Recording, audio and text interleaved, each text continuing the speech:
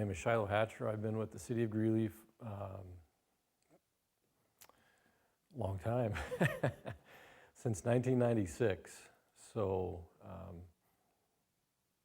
you know, when I came on to the City of Greeley, we were dealing still with Dutch elm disease, which was prevalent in the late 70s, early 80s, and that disease is pretty well gone. There are still large leaf elms around town that did not get wiped out by Dutch elm disease. But we're going to talk a little bit about a comparison of the two. We haven't had any major disease insect issues since Dutch elm disease. We went through a scare with mountain pine beetle a while back. That was about a 2 or 3 season issue.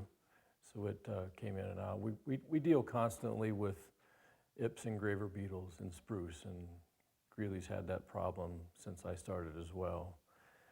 It's pretty steady though, so that's not a issue to be taken lightly either. So the Ips and graver beetles do tons of damage to mature spruce, but they're weeding out aged and unhealthy spruce. This insect that we're going to talk about tonight doesn't care what age, size, or health you're in. It's going to wipe ash out that are unprotected. So anyway, we're here to talk about emerald ash borer. We've presented on it multiple times over the last, since it was discovered in Colorado in 2013, specifically in Boulder. And I always like to tell this story. Emerald ash borer wasn't even on our radar screen. I mean, we knew about it. We had stopped planting ash trees in 2005 because of what we were hearing from emerald ash borer in the Northeast Midwest. It was first discovered in 2002 in Michigan, and had been in Michigan since the late 90s, arrived in packing material from Asia. That's where it's native to, is Asia. So it wasn't on our radar screen, other than we knew it would be here eventually. It was as close to us as Kansas City in 2013. And then we had the flood in September, if you can remember back to that event. And it wasn't long after that that the discovery of emerald ash borer was made in Boulder. And interesting story, we had heard from experts in Canada who had been dealing with it. You're going to have a problem with this. You need to get out and start looking at your trees right now to figure out when you have it. And you know, Kansas City to here, we were thinking, well, we still have a little bit of time. We're not going to even mess with that. So I sat next to, I was in a pest meeting in Fort Collins. It was August. I sat next to the individual who discovered it in Boulder, and this was a couple of weeks before the discovery. And I said, hey, what are you guys doing? Just small talk before we got started with our presentation. We're doing this, and she said, we're going to go start doing emerald ash borer surveys. And I thought, well, I wish we had time to do that. And what was it, 2 or 3 weeks later after that, they found it. And panic ensued amongst municipalities all throughout the state. This thing's here, who has it? So we immediately went out and started looking for this thing, and as you can tell, it didn't move out of Boulder County. It stayed put for a long time, which was pretty incredible. Gave us tons of time to prepare. Lots of communities had lots of time to prepare. Boulder did not. They had to learn the hard way real fast. But we had a lot of time to prepare for that. Still not here that we know of. So that's kind of an interesting story on the background of its find in Colorado, 2013, and here we are 2020, and we still don't think it's in Greeley yet. Drive it, put a infestation load in your pickup truck, drive it from Boulder to Greeley, and it's here in 30 minutes, 35, 40 minutes.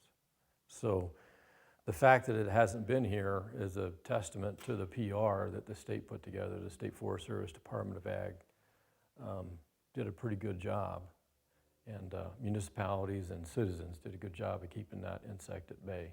It was expensive for Boulder to deal with. They had to process the material to certain specifications to get it out of county. There's nowhere to dump debris in Boulder. So they had to ship it out. So massive amounts of pressure, and we'll get into this a little bit later, but massive amounts of pressure was building from arborists, citizens, because the costs fall back on the citizens. In Boulder, this thing's expensive. 6 years after the fact, we don't know what to do. So there's a little bit of background. What we'll talk about tonight, what and where, what is it, where is it? Since we have some new faces tonight, we'll discuss the EAB quarantine that was enacted both federally and state. It was a cooperative quarantine, and I'll talk about that a little bit when we get there. And then management direction, kind of the City of Greeley has taken on. So again, native to Asia has the ash trees in Asia have developed, there's predators, so the ash trees are a little bit more resistant. It's a non-native insect to us, so our trees aren't ready for it, so it's wiping out millions of trees. Unprotected, it's going to wipe out every green ash, white ash, whatever ash we have. Here's the reference to Dutch elm disease and why this one's a big one. Because of the population of green ash that we have compared to the large leaf elms that we had during the time of Dutch elm disease. That's pretty remarkable and why this is such a major deal. It's going to change the face of every community. Some communities have been, we stopped planting ash trees in 2005. That was good. We're relieved for that, but we still have young trees around to deal with. There's some ash trees that were being planted 3 or 4 years ago, even after the find. So that's unfortunate, but this is the reason why this is a problem. Back when communities were founded, here in the West, this was a tree that was available, was ash. Maple was one, and cottonwoods, they would collect those from the rivers. So cottonwoods, maples, ash, and they started bringing in elms from Utah and brought the squirrels with them. They were a tree that could grow, and you didn't have the landscaped lawns to where you can throw a tree in a lawn and your irrigation's gonna water it. We had to have tough trees, and this was one of them, and they were bringing them out by train loads. So green ash is a large population of our urban forest. Most communities think they're 15%. We think ours is that way too, the way that our inventory shows us. We think we've got 15% of our urban canopy is green ash. The interesting thing about Greeley is that we have the highest of any community in Colorado that I've seen, and that's 30% on our streets. So 30%, almost a third of our street trees are ash trees. So that's something that's real important for us. So this is the first tree discovered in Boulder, and we call that ground zero for emerald ash borer. They were just out doing random checks on trees that were showing weird symptoms. The cool thing about what this is what it does, the insect does, is it disrupts the nutrient and water flow throughout the tree by its damage. And so there's different reports of how long it takes to destroy, how long it takes this insect to kill a tree, and it depends on the geographical area that you're in. Colorado, it's faster, and that probably has a lot to do with some of the, we have tons of damage to ash trees in our communities because of early and late frosts, and it does significant damage to ash trees. So ash trees are in bad condition here. There's been national experts that have come into Colorado to do speaking engagements, and they drive through the communities and say, wow, how are you guys gonna find this thing here? Because all of your ash trees look pretty bad. And that's true. There's a lot of ash trees that look pretty bad. They've taken a beating.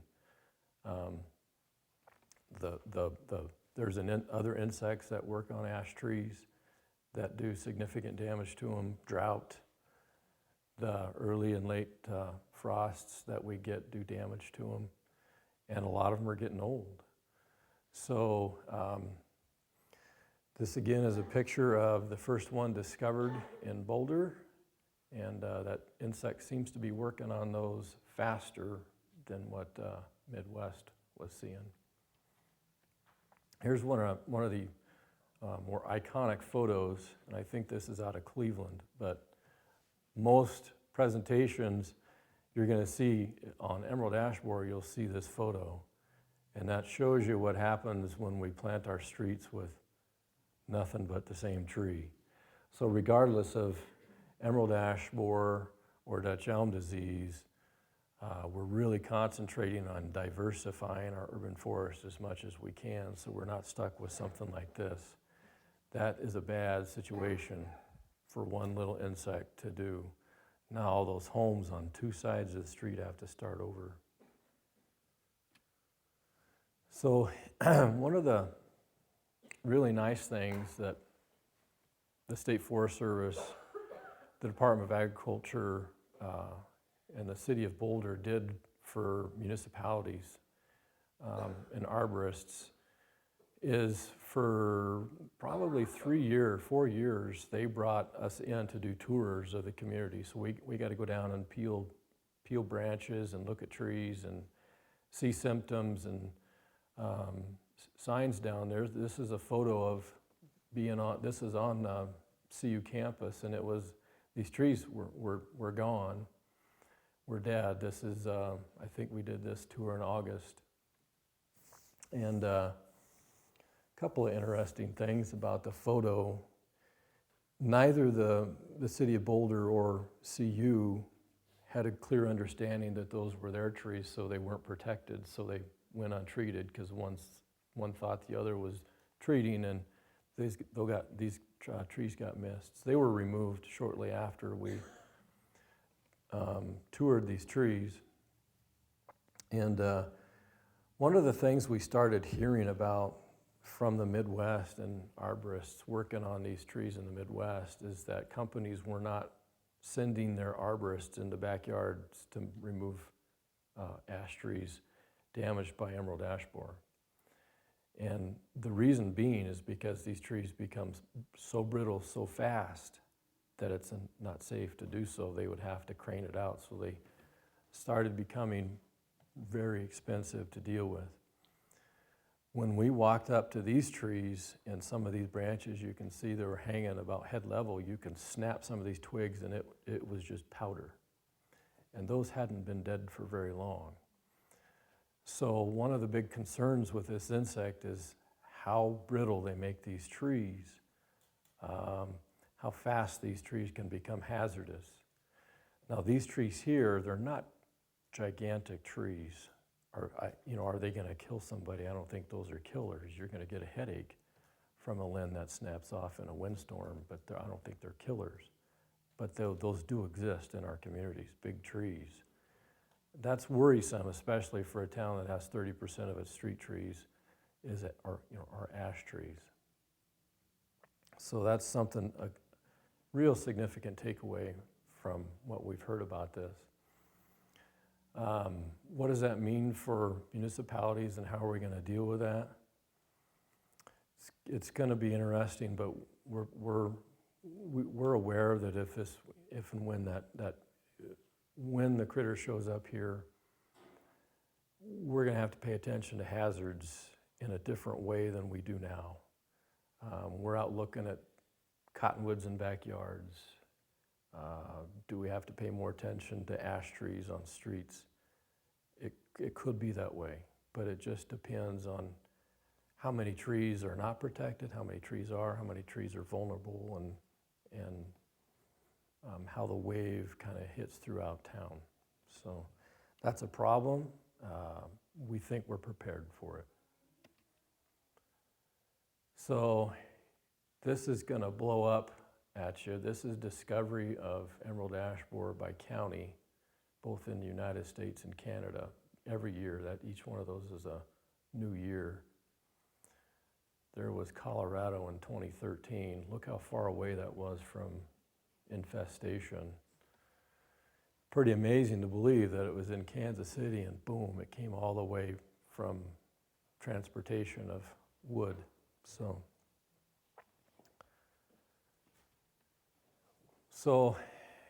that's a little bit of what and where. The insect, again, still has not been found in Greeley. It was discovered near Berthoud this fall. And unfortunately, it wasn't known at the time, but that wood got transported to Loveland. And it was during flight. From my memory, it was during flight. So you took active wood that beetles would emerge from, and it's sitting over, was in Loveland. So let's talk about the state quarantine. The state quarantine was effective around Boulder County, and that was in cooperation with the federal government. This is a federally managed insect.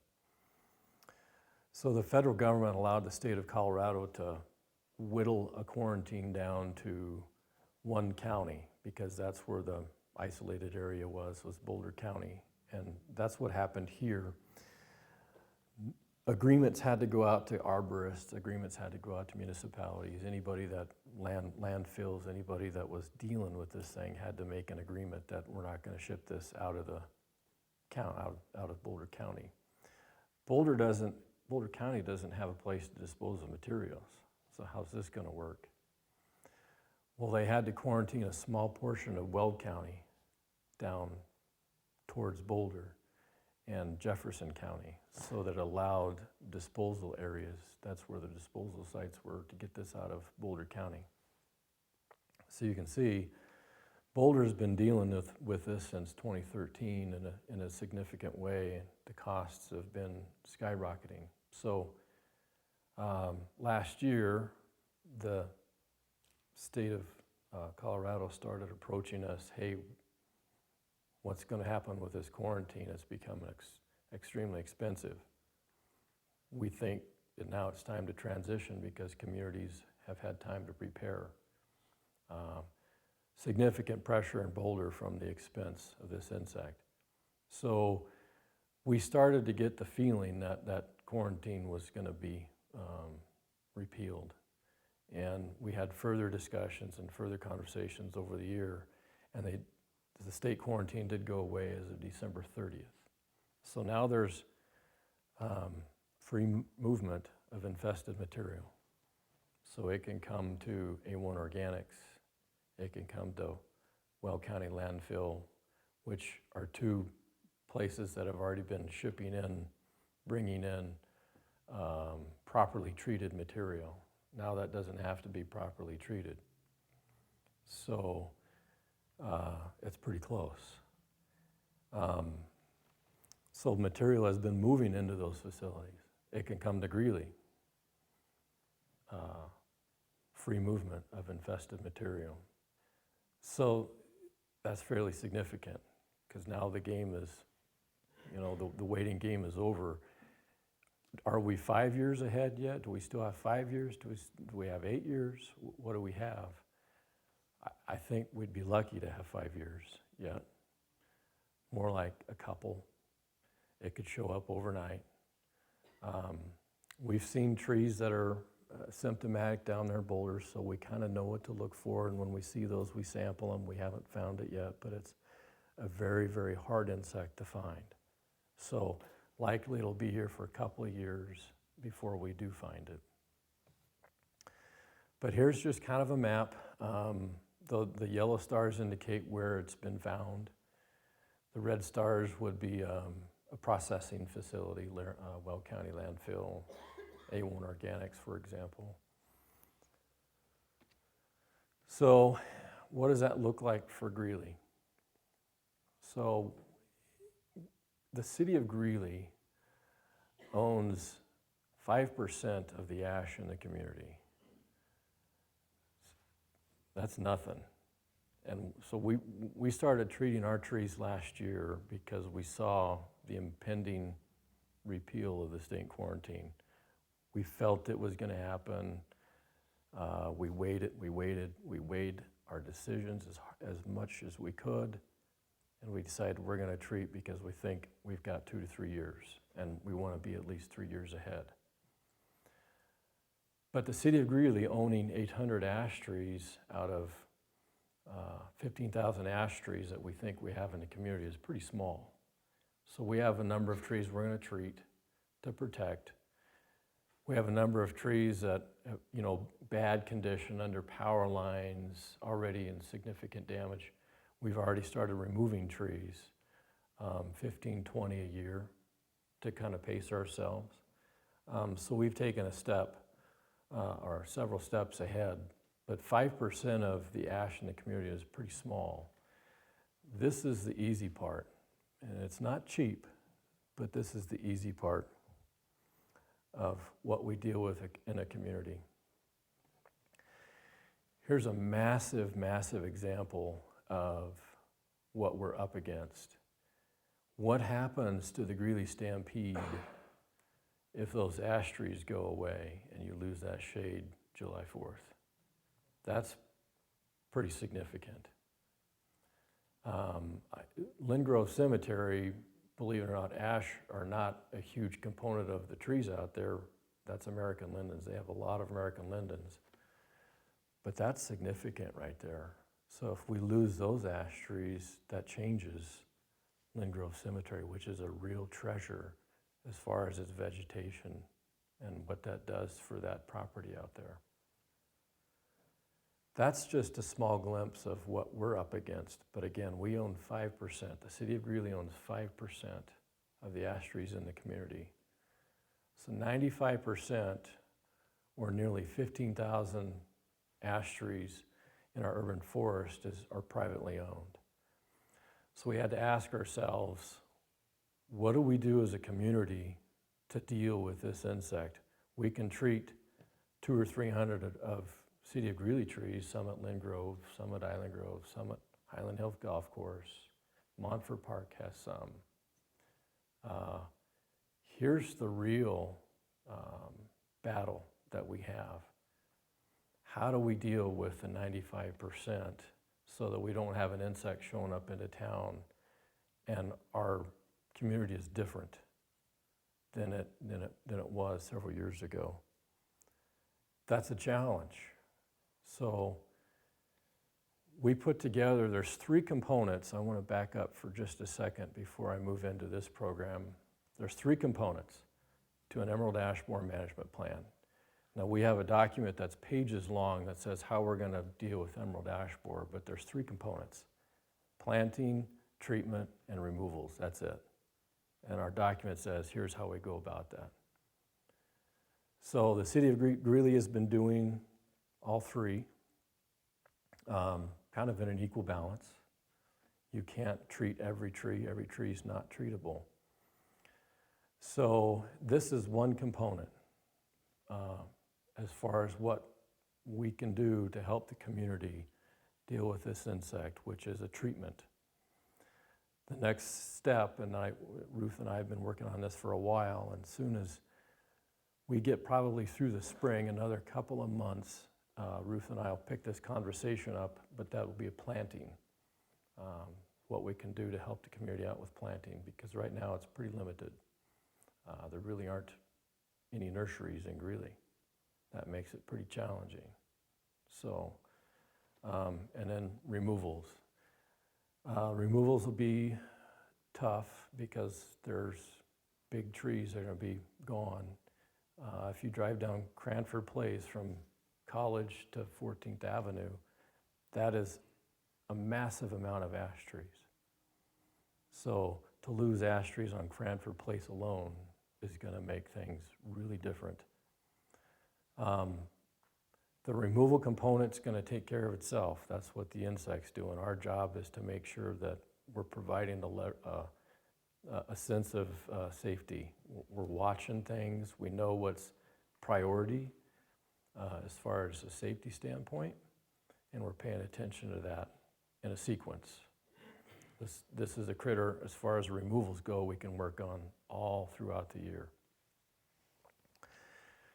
But this program, we launched it about, I want to say, a week and a half ago.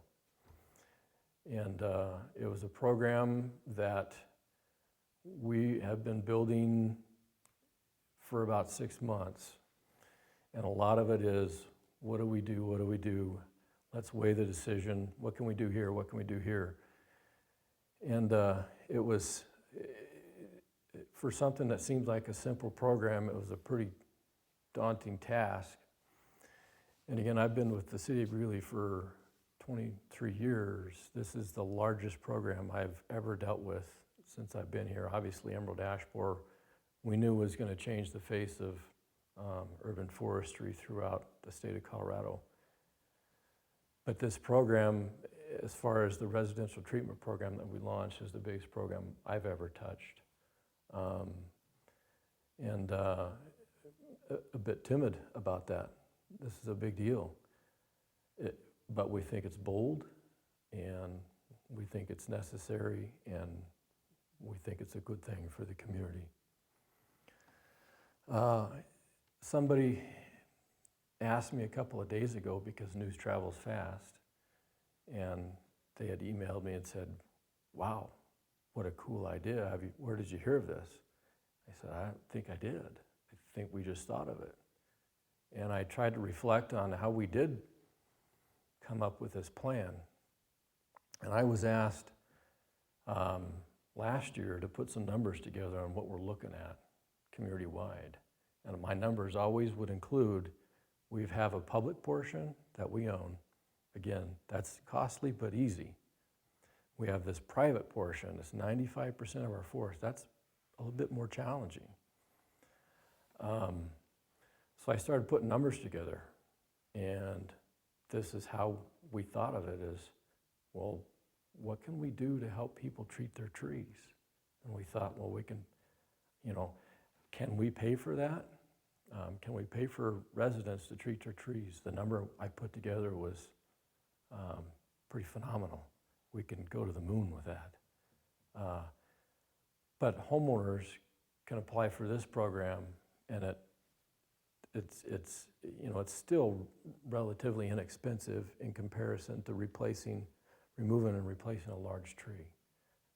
It'll take 15 years or so, even more, to see the difference.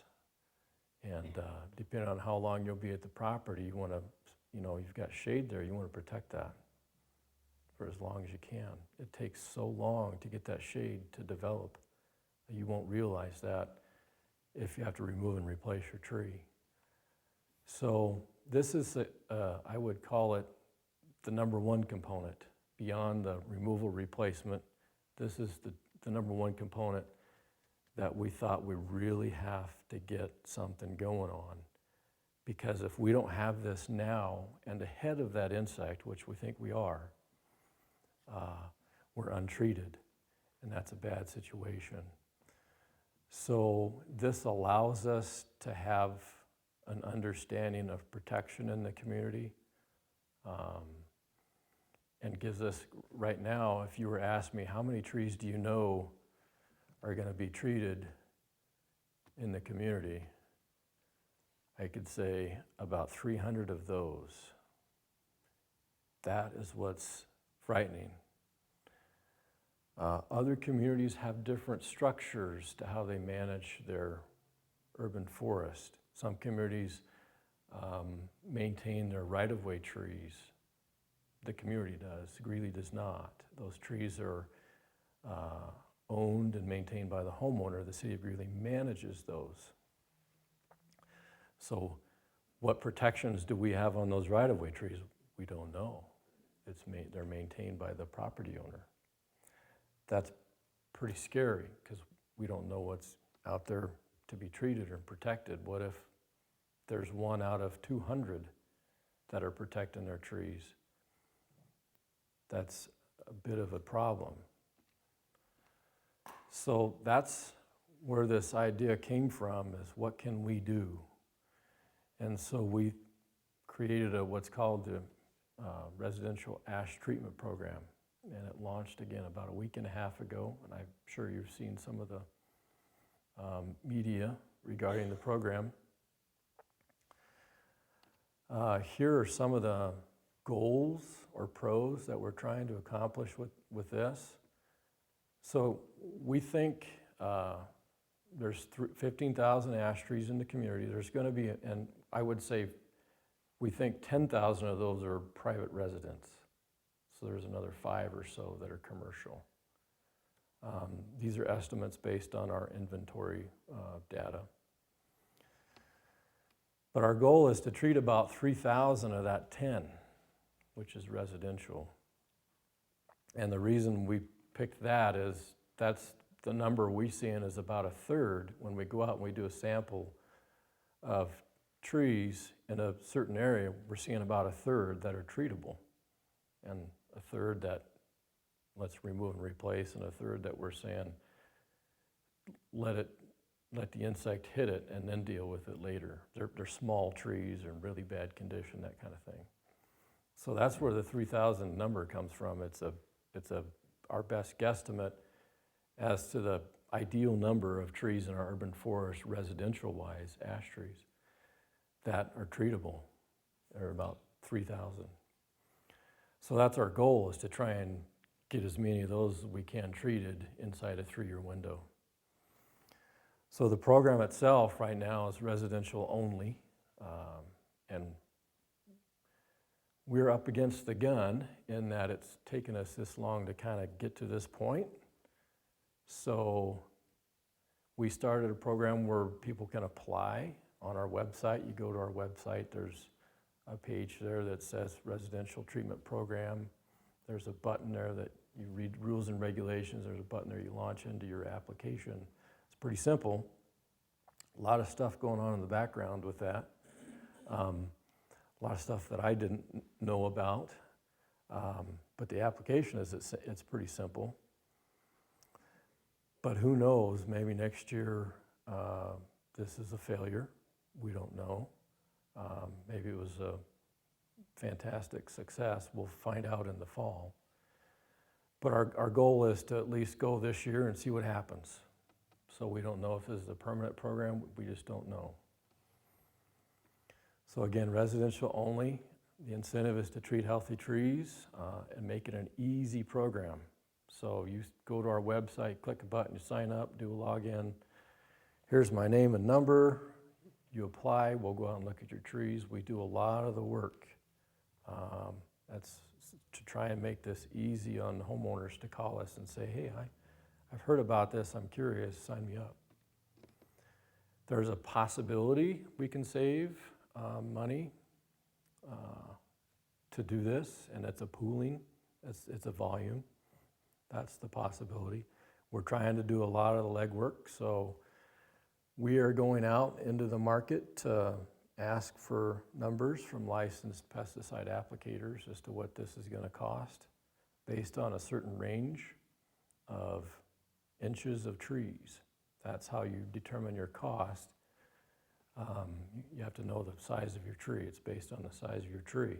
So if I get 1,000 applications in, what the real driver is the size of the trees or the total number of trees or inches that are treatable. That's what the pool looks like. So if we have 10 trees, that's going to be pretty expensive for a company to go from point A to point B to C in Greeley. But if we have 5,000 trees, it makes it more lucrative for somebody to say, I'm going to go here and half a block, half a block, half a block. It's pretty affordable for the City of Greeley to treat its own trees when you can go into Island Grove Park and treat a tree and walk 5 foot, 10 foot, and so on and so forth to get to the next trees. That's kind of the concept here. We're going to be going out to bid pretty soon to know those numbers. We won't know the final cost of that program until we get closer to the closing date, which is April 1st, because that pool number is what dictates what that cost will be. It's all based on how many inches we get in the program. So it is likely that we can save some homeowners money by going into this program. We can't guarantee that, but we think it can be done. We're using existing internal software, so we didn't have to purchase any fancy website and to go out and you guys get on their website and apply for this. We already had that, so that was pretty much that was a huge bonus to us because it would have been very expensive to develop that externally. It allows us identification of treated trees, so we get to come back in a year and say, here's the protection layer that we have, at least at this point. And then it softens the immediate impact after infestation, and I double asterisk that one because that's the critical one for me, is to know that we've got some type of a shield out there that once this insect is here, we have some protection. So there are some cons to it. We've been finding these out since it went live. We launched it in the media a week and a half ago. It went live for applications on Monday.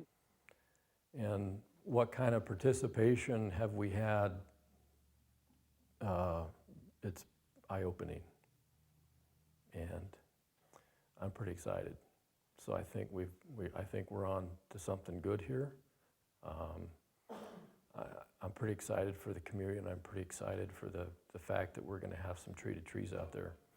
The thing that I'm seeing is I'm seeing a lot of addresses west of 23rd Avenue. I'm not seeing a whole lot of addresses east of 23rd Avenue. That's critical. We got to get some of those in the older portion of town to apply for this. But here the cons is that it's pounding us, and we knew that. We debated that going into this. We discussed that at length. What is this going to do to the Greeley Forestry Program when we activate a program like this? And we knew that we would have to dedicate some massive effort to deal with emerald ash borer. And so the team and I all sat down and talked about this, and that's what we have to do, is put our time into this insect because it's going to be that much of a problem. So it has consumed quite a bit of our time. This week's been, it's not a bad thing. It's eaten every minute of my day since I come in the morning, but that's a good thing. That's what we're here for, and we're here to help respond to this tiny little bug. So here's a couple of photos I want to show you. This is Archibeque Park. It used to be called Sunrise Park. It's now Archibeque Park. And we're putting, and so I want to try and compare our program to what we're going to try and accomplish in the community. So we're putting our trees into tiers, tier 1, tier 2, tier 3. So there's a number of trees, tier 1, that we're going to treat for 15 plus years. They're in great condition. They're just high value trees down at Island Grove. We want to hold on to those for 15 plus years.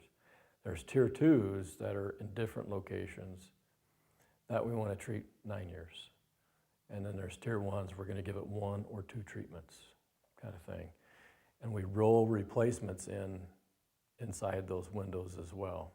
So there's this huge phase in, phase out going on that we think will help us not see those large windows in our urban forest once this insect shows up.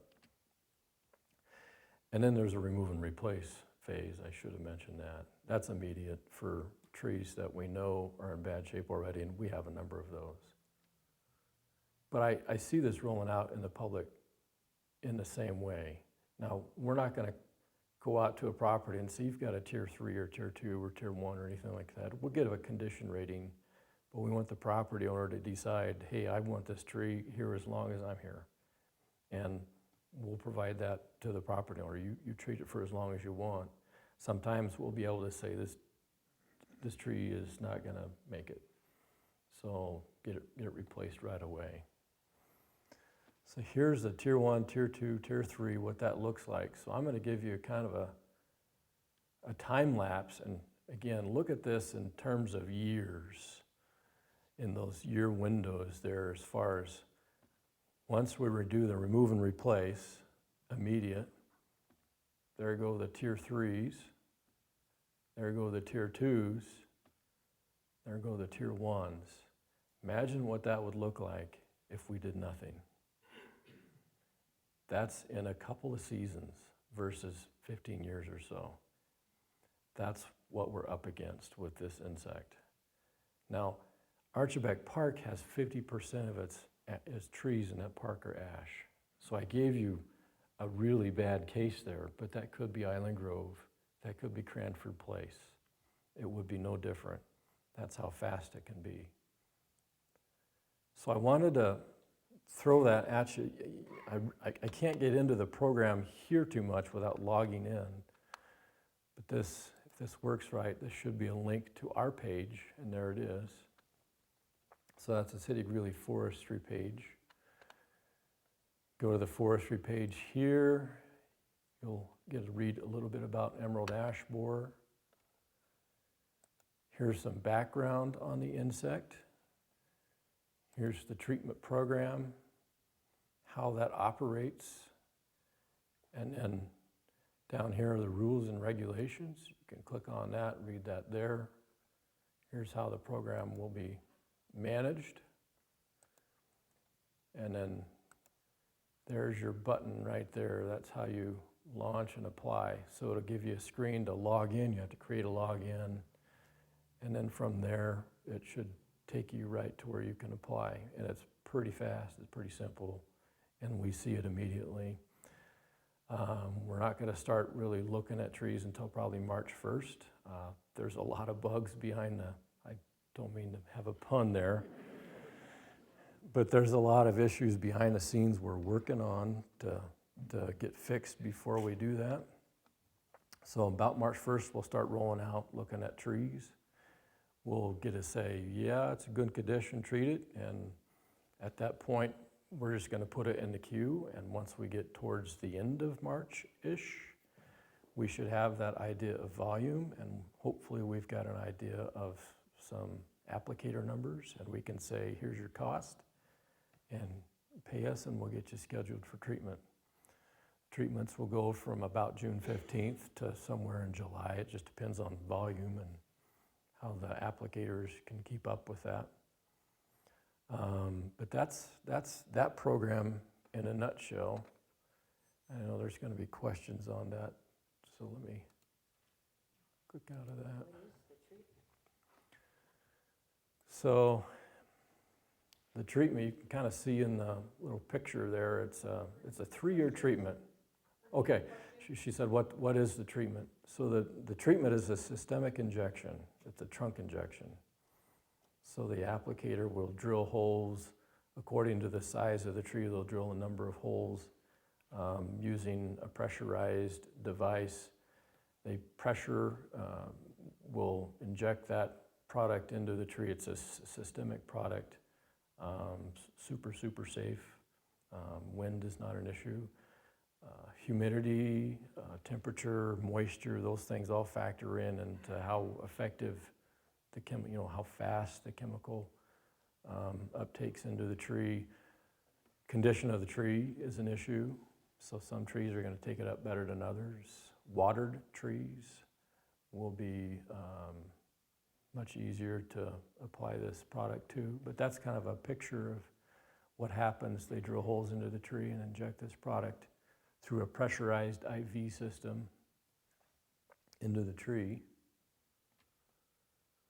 So here's another shot that's the what happens if we don't do anything photo. And it's that one right there. That's going from no insect to insect, and we did nothing. So I wanted to leave you guys with that as far as the presentation goes. And open it up for questions. So here's how the program operates. A resident puts in an application to have their trees treated. We at some point go out, the City of Greeley Forestry Program goes out and looks at those trees. However many we get in 50, we get in 1,000. 1,000 is kind of our one-year goal. We go out and look at those and we say, you've got 5 here that are great. Please, treat those, consider it, and 1 that isn't. And you might consider replacing that now and staging your removals, so to speak. So we go out and inspect it, we provide information, here's what we found, and then at some point when we know the costs, we email out and say, here's the cost. If you want to continue, if you can opt out. If you want to continue, here's what the cost will be, is what you'll be looking at for your tree or trees based on the size and the treatment cost per inch. And then you can opt out, or you can, make the payment, and then we schedule it for treatment. Her question is, are applications open all year round? Going forward, so I'm going to try and describe this as best as I can. We want them to be open from spring to fall. And the reason for that is we want to be able to go out on the properties and see trees in leaf out. Because what a tree looks like in September isn't always what it looks like the next year because of winter damage or whatever. So we want, once we get this program established, we want that program to be open from spring to fall. So normally it'll be open from April 1 to October 1. That gives us the season to look at those trees. We'll do a follow-up check next spring, but we can do those pretty fast. We're up against the window this year because it's taken us this long to get this built. That's why we opened it up February 3rd. We were ready, and we're closing it down April 1st because we have to give ourselves time to go out and look at these trees to be able to say, yeah, that's going to make it. We are building in a second inspection this year, which will be after leaf out. So we have this window between Mother's Day and June 1st to see maybe 1,000 trees. So that's why this year's really going to hurt. That's a tight window to be in, a lot of work to be in, a lot of work to put in a small amount of time. But you'll get 2 looks at your tree on our end, or trees, to make sure we don't want to go out, and it's going to happen, we know that.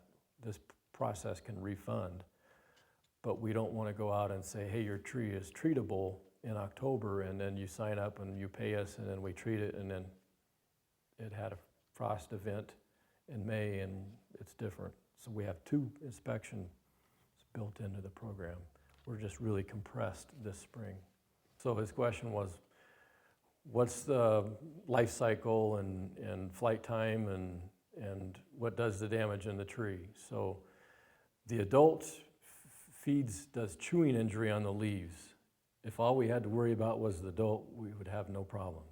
So the adult isn't the issue, it's the larvae that overwinter into the tree, and they tunnel in the tree and do the damage to prevent nutrient and water flow in the tree. That's what does the damage, so that's why that systemic product gets into the tree and it prevents that larva from doing that damage to the tree. So the life cycle is the adults fly from May to September. So that's when the adults fly, but the larva is in the tree over the winter, and then they emerge as an adult the next year. That is a super good question. The question is, does the insect discriminate health? Does it discriminate age and size? And the answer, the simple answer is none of the above. It does not discriminate with any of that. Does health make a difference?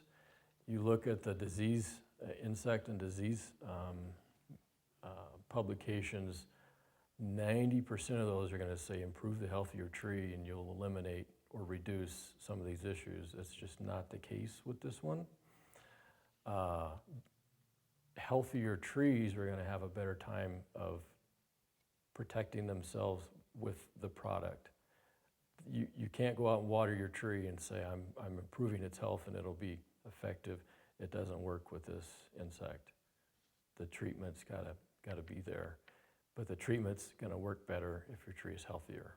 What's the size range we're going to treat in? We put the size range of residential trees down to 8 inches. And that's, financially, there's a cutoff there that it makes sense just to take the tree out and put another one in. But again, we thought about We see 9 to 10 inch trees that are just gorgeous ash trees on right-of-way in town. And we thought, let's just not limit it, let's take it by case, and the homeowner can say, I'm only here for 5 more years, and I want to have it here, my grandkids help me plant it. We want that option available, so we put it at 8 inches. So it'll be a case by case, but I'd like to let the homeowners decide. We'll make a suggestion. Certainly if it's in bad condition, we're gonna say, yeah, you probably better just replace it, it's not worth it. So is it a continual treatment you have to do? So as long as there's pressure from that insect in the community, yes, for the life of the tree. Now, do we get to a point where 25 years from now, the insect is gone? I don't think so. I think it's always gonna be here, but the pressure of it might be, minimal. So maybe you're skipping some of the cycles. It'd be up to your determination, but it's gonna be a treatment that's gonna be with us forever. Yeah.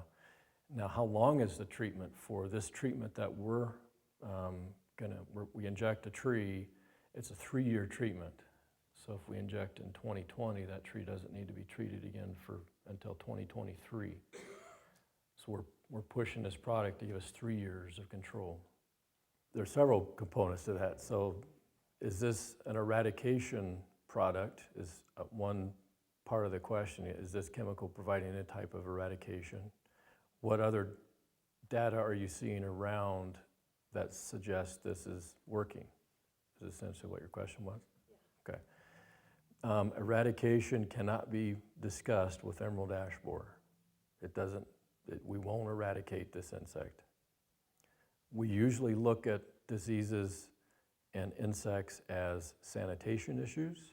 So the quicker we act on them, spruce engraver beetles, the quicker we act on them, we're sanitizing. Dutch elm disease is a good one. Thousand cankers disease with walnuts. Those are sanitation, so the quicker you get an infected tree or infested tree out, one or the other, the better chances you are saving your neighbor's tree. That doesn't apply to emerald ash borer. Sanitation, eradication is not part of the conversation. This is a bad insect. So eradication, you can't put that into a chemical and say, let's get rid of the insect. We can't. It won't be possible. The data that we're seeing is from effectiveness of the, control of the chemical from the insect is pretty good. Again, it's 95% effectiveness. And what's Boulder doing?